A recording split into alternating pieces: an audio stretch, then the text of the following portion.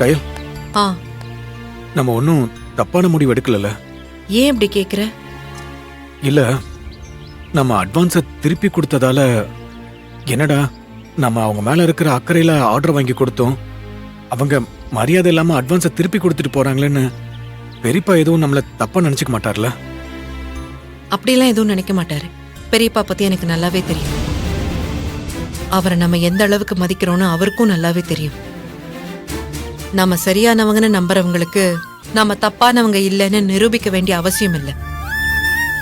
ஆனா நம்ம தப்பானவங்கன்னு நினைக்கிறாங்க பாரு, அவங்க கிட்டதான் நம்ம சரியானவங்கன்னு நிரூபிக்கணும். அதுக்காக தான் நான் இதை பண்ணேன். பெரியப்பாவுக்கு நம்ம இப்படிதான்னு சொல்லி புரிய வைக்கணுங்கிற அவசியம்லாம் கிடையாது. ஆனா பெரியம்மாவுக்கு நம்ம இப்படிதான் புரிய வச்சாகணும்.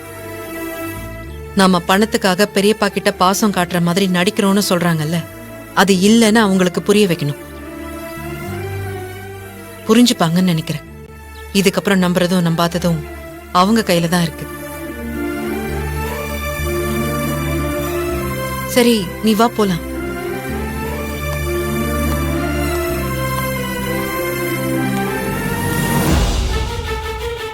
என்னமா சொல்ற? ஆமாண்டா, நான் போய் அந்த மூர்த்தி பையல விடு விடுன்னு விட்டல, நாக்கப்படுங்கிற மாதிரி நான் கேள்வி கேட்டதுல ஆர்டர் வேணா ஒண்ணு வேணான்னு அண்ணனும் தங்கச்சியுமா கொடுத்த அட்வான்ஸ திருப்பி கொடுத்துட்டு போயிட்டாங்க. சூப்பர்மா, இதத்தானே எதிர்பார்த்தேன். எனக்கு கொடுக்க சொன்ன ஆர்டரை கொடுக்க மாட்டேன்னு சொல்லிட்டு அவங்கள தேடி போய் கொடுத்தார்ல, தேவைதான் அவருக்கு. அம்மா, அந்த ஆர்டர் எனக்கு தானேமா? ஆமா, அவங்க வேணான்னு சொன்ன உடனே உங்க அப்பா முதல்ல உனக்கு தான் தூக்கி கொடுத்துருவாரு. அவரு மூர்த்திக்கு இந்த ஆர்டர் கொடுக்கணும்னு யோசிச்சதை விட உனக்கு இந்த ஆர்டர் கொடுக்க கூடாதுன்னு தாண்டா முதல்ல யோசிச்சாரு. என்னமா சொல்ற? ஆமாண்டா, அவர் அப்படி யோசிச்சாரு. ஆனா நான் என்ன தெரியுமா யோசிச்சேன்? அவர் உனக்கு கொடுக்கலன்னா கூட பரவாயில்ல, அந்த மூர்த்தி பயலுக்கு ஆர்டர் கொடுக்க கூடாதுன்னு தான் நான் யோசிச்சேன். ஏமா நீயே இப்படி சொல்ற? அப்ப எனக்கு அந்த ஆர்டர் கிடைக்கலன்னா பரவாயில்லையா? டேய், உனக்கு அந்த ஆர்டர் இல்லைன்னா கூட நீ எப்படியாவது மேல வந்துருவடா. ஆனா அதுங்க எக்காரணத்தை கொண்டு மேல வந்துடக்கூடாது. என்னமோமா, அப்பா ஏன் தான் இப்படி இருக்காரோ எனக்கு தெரியல. அந்த ஆளுக்கு ஏன் என் மேல இவ்வளவு கோவம்? பெத்த புள்ளைய விட்டுட்டு ஊராம்புள்ளைய ஊட்டி வளர்த்துட்டு இருக்காரு. டேய், அத கேட்க போய் தாண்டா என்னோட லெஃப்ட் கண்ணும் வீங்கி போய் உட்கார்ந்துருக்கேன். இத பாரு, உங்க அப்பா உன்னை நம்பணும்னா நீ அவர் நம்புற மாதிரி எதையாவது பண்ணு. என்னத்த பண்றது? முதல்ல அந்த பாழா போன குடிப்பழக்கத்தை விட்டு தொலைடா. உனக்காக எதையாவது பேச போனா நீ குடிக்கிற பொறுப்பு இல்லாம ஊரை சுத்திக்கிட்டு இருக்கேன்னு என்ன கழுவி கழுவி ஊத்திக்கிட்டு இருக்காரு. நீ குடிக்கிறத விட்டுட்டேன்னா உங்க அப்பா கிட்ட நான் நைஸா பேசி அந்த ஆர்டரை உனக்கே வாங்கி தரேன்.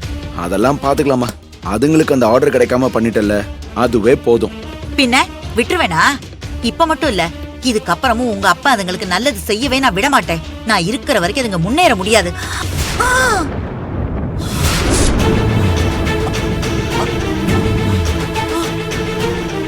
அம்மா, ஹலோ அம்மா, ஹலோ.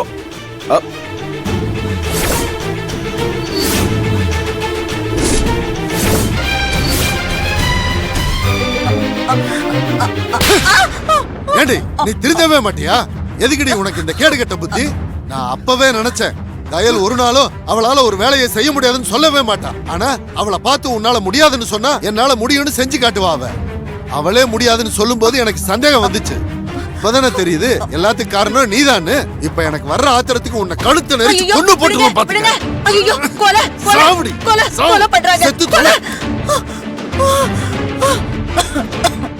ஏண்டி அந்த குடும்பத்து மேல இவ்வளவு வன்மத்தோட இருக்க?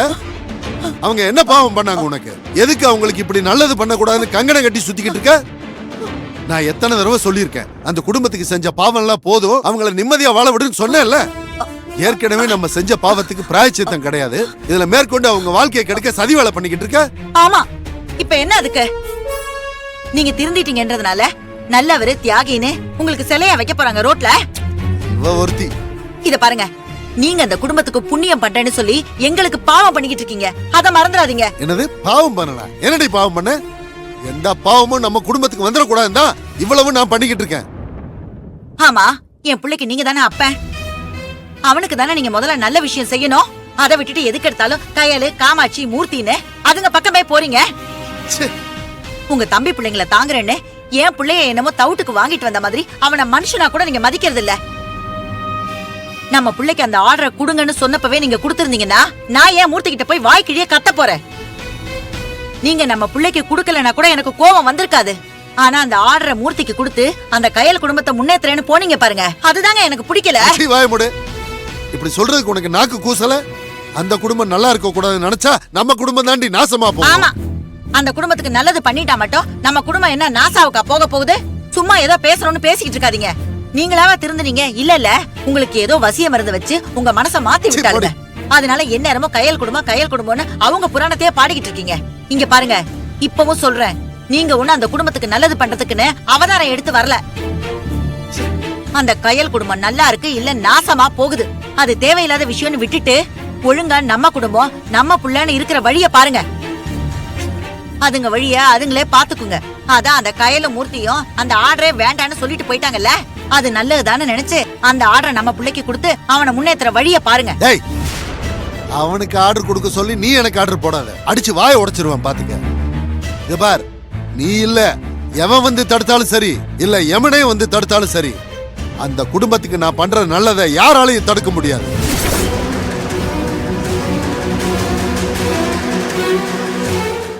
அவங்களுக்கு இந்த ஆர்டரை கொடுத்தேங்கிறதுக்காக இவ்வளவு வேலையை நீ பண்ணிருக்கல, இதுக்குன்னே இந்த ஆர்டரை நான் அவங்களுக்கு தாண்டி கொடுப்பேன்.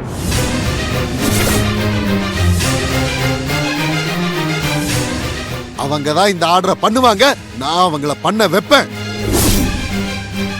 திரும்ப அவங்க கிட்ட போய் ஏதாவது பிரச்சனை பண்ணன்னு தெரிஞ்சது, உன்னை இங்கே கொண்டு சமாதி கட்டிடுவேன்.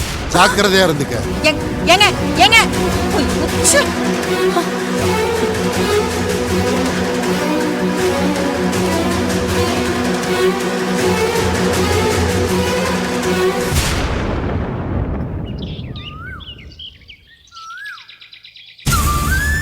கயல், நீ அவசரப்பட்டுட்டியோன்னு தோணுது. இந்த ஆர்டரை நாமளே எடுத்து பண்ணிருக்கலாம். ஆனா எதுக்கு நீ யார்கிட்டயுமே சொல்லாம தர்மலிங்க மாமா கிட்ட போய் வேண்டான்னு சொல்லிட்டு வந்த? ஆமாக்கா, பெரிய ஆர்டர் வேற, அதை மட்டும் எடுத்து பண்ணா பெரிய லெவல்ல வரலான்னு பெரியப்பா வேற சொன்னார்ல. நாங்களாம் எவ்வளவு சந்தோஷப்பட்டோம் தெரியுமா? அதுக்குள்ள போய் வேணான்னு சொல்லிட்டு வந்துட்டீங்களே. ஆமாக்கா, அந்த ஆர்டரை நம்மளே பண்ணிருக்கலாம். புரியாம பேசிக்கிட்டு இருக்காதீங்க. அது ஒன்றும் நம்ம நினைக்கிற மாதிரி சாதாரண ஆர்டர்லாம் கிடையாது.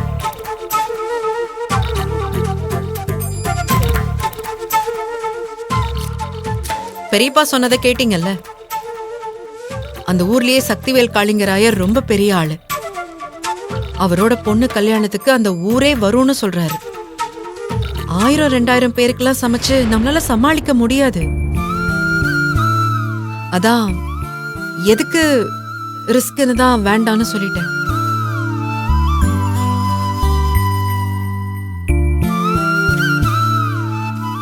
கயல், என்னால இப்ப வரைக்கும் நம்பவே முடியல. எந்த விஷயத்தையும் பண்ண முடியாதுன்னு சாதாரணமா விட்டு கொடுக்க மாட்டேன். எப்படி நீ இந்த ஆர்டரை விட்டு கொடுத்த? அப்படி முடியாதுன்னு தெரிஞ்சிருந்தா நீ தர்மலிங்க மாமா சொன்னப்பவே இல்ல எங்களால பண்ண முடியாதுன்னு சொல்லிருக்கணும்ல. நிஜமாவே நம்மளால பண்ண முடியாதுங்கிறதுக்காக தான் இந்த ஆர்டரை வேண்டான்னு சொன்னீங்க.